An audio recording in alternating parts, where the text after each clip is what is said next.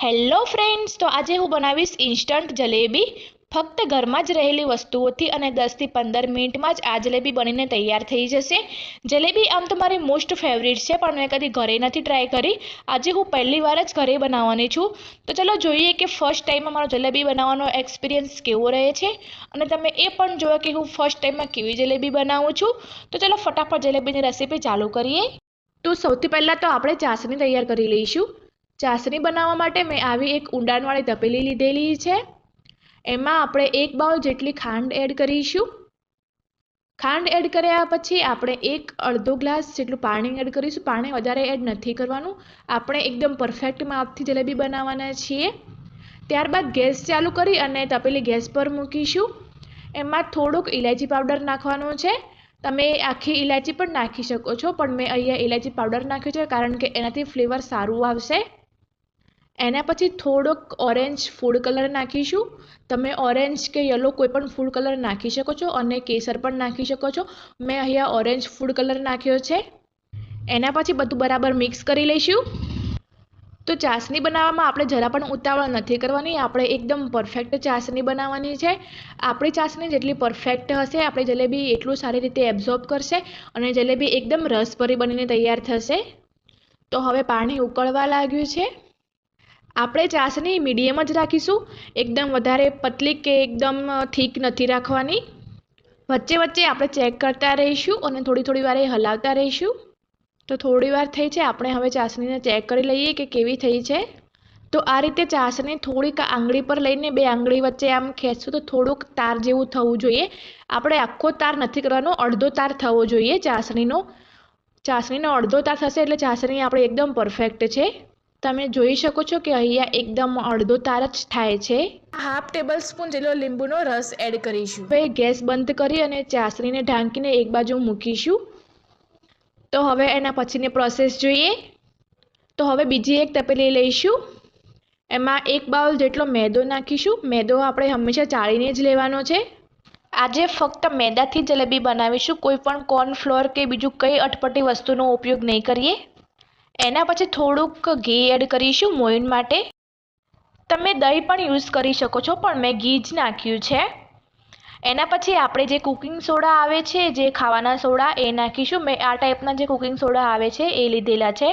તમારી જોડે જો આવા સોડા ના હોય તો તમે એમાં ઈનો જે આવે છે એ પણ નાખી શકો છો.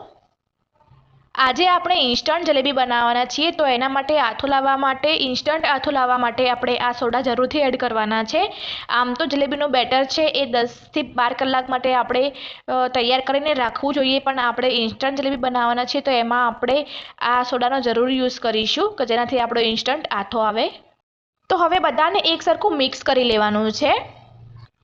આપણે બેટર બનાવવા માટે હાથનો જ યુઝ કરીશું, કેમ કે હાથથી બનાવેલું બેટર બહુ જ પરફેક્ટ બનશે અને કોઈ પણ એમાં લમ્સ નહીં રહે. તો બધું એક સરખું બરાબર મિક્સ કરી લેવાનું છે. તો તમે જોઈ શકો છો કે બધું પરફેક્ટ મિક્સ થઈ ગયું છે.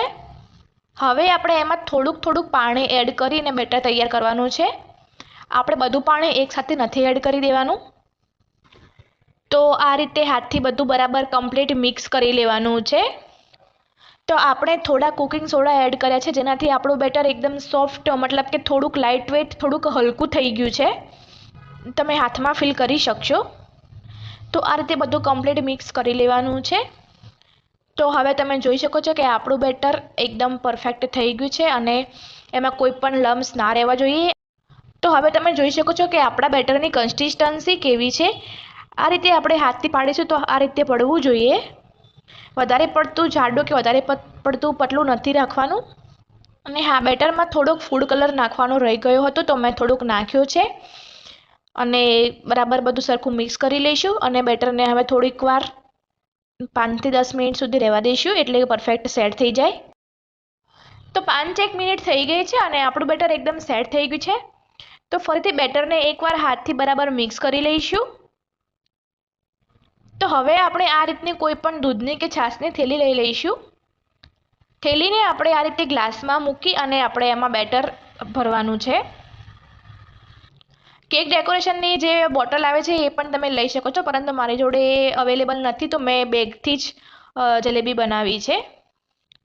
તો આ રીતે ગ્લાસમાં થેલી મૂકીને આપણે એમાં બેટર ભરી લઈશું અને થેલીને ઉપરથી પેક કરી દઈશું. અને એના પછી આપણે કઢાઈમાં થોડુંક તેલ કાઢીને ગેસ પર મૂકીશું. તેલ આપણે વધારે ગરમ નથી કરવાનું. તો આપણે તેલ ચેક કરી લઈશું કે વધારે ગરમ તો નથી કે વધારે ઠંડુ તો નથી. તો ચેક કરવા માટે આપણે થોડુંક ચમચીમાં બેટર લઈને થોડુંક કઢાઈમાં એડ કરીશું. તો બેટર જે છે થોડીક આ તળિયે રહી અને એના પછી ઉપર આવે છે, મતલબ કે આપણું તેલ એકદમ પરફેક્ટ છે. બેટર તરત જ ઉપર ના આવી જવું જોઈએ. તો હવે આપણું તેલ બરાબર મીડિયમ ગરમ થઈ ગયું છે. તો હવે આપણે જલેબી પાડીશું. તો આ રીતે આપણે રાઉન્ડ શેપમાં જલેબી પાડીશું અને ઉપરથી થોડીક આપણે પેક કરી દેવાની છે જેથી એ ખુલ્લી ના જાય. તમે નાની કે મોટી કોઈ પણ સાઇઝની જલેબી તમે પાડી શકો છો. તો જલેબી દેખાવમાં જેટલી દોડી છે એને બનાવવી એટલી જ સરળ છે. તો હવે આ રીતે ચીપિયાની મદદથી આપણે એને સાઈડ ચેન્જ કરી દઈશું. તો 1 થી 2 મિનિટમાં આપણી જલેબી એકદમ ક્રિસ્પી તૈયાર થઈ જશે. આપણે એકદમ હાઈ ફ્લેમ પર નથી તળવાની કે એકદમ લો ફ્લેમ પર નથી રાખવાની. આપણે મીડિયમ ફ્લેમ પર જ એને ફ્રાય કરવાની છે. તો તમે જોઈ શકો છો કે આપણી જલેબી 1 થી 2 મિનિટમાં જ એકદમ સરસ ક્રિસ્પી થઈ ગઈ છે. હવે આપણે એને સીધી જ ચાસણીમાં એડ કરવાની છે. જો ચાસણી ઠંડી થઈ ગઈ તો તમે થોડી ગરમ કરી લેવો. જલેબીને ચાસણીમાં પણ વધારે ટાઈમ નથી રાખવાની, ફક્ત 2 થી 4 મિનિટ જ રાખવાની છે. તો આ રીતે આપણે બીજી પણ જલેબી પાડી દઈશું. મેં ફર્સ્ટ ટાઈમ બનાવી છે એટલે મેં વધારે નથી બનાવી.